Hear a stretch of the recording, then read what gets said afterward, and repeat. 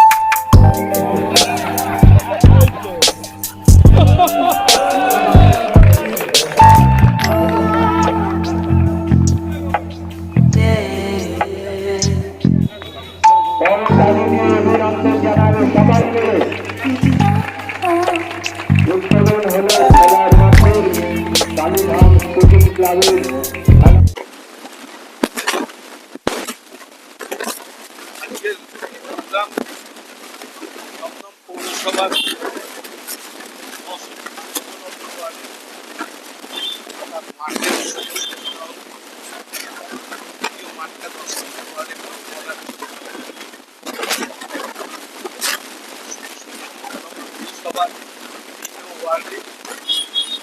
বিভিন্ন জায়গায় মাঠ, পার্ক, রাস্তা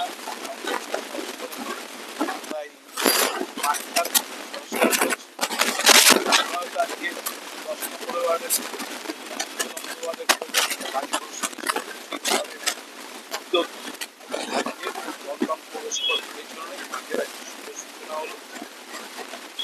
ছোট ছোট ছেলেমেয়েরা যুব সমাজ খেলাধুলা করতে পারবে।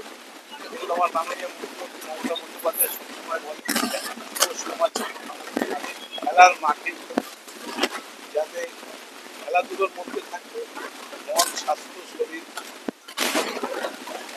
তাই আমরা দমদম পৌরসভা যে কোনো জায়গায় আমরা মাঠের পজিশন মাঠের সংস্কার, যেখানে পার্কের সংস্কার আমরা করি, এটাও একটা করা হলো। এখানকার ছেলেমেয়েরা যাতে খেলাধুলা করতে পারে, খেলার মধ্যে যাতে যুব সমাজ দল,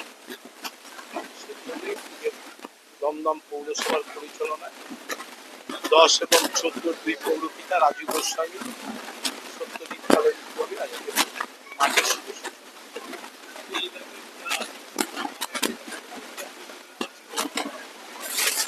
আগেই মাঠ আছে, মাঠের প্রয়োজনীয়তা নিশ্চয়ই খেলাধুলা করতে। আগে হরি মন্দিরের সামনে একটা বড় মাঠ, সুধাংশু ঘোষের নামে মাঠ, এখানে বাচ্চারা খেলতে পারবে, ফুটবল খেলতে পারবে, ক্রিকেট খেলতে পারবে, ভলিবল খেলতে পারবে, যে কোনো খেলাধুলা করতে পারবে।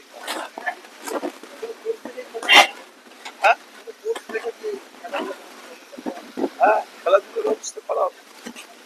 পৌরপিতার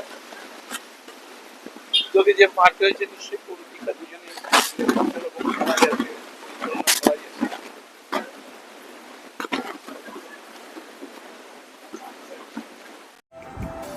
আমাদের চ্যানেলটিকে সাবস্ক্রাইব করুন ও প্রচুর পরিমাণে লাইক ও শেয়ার করুন।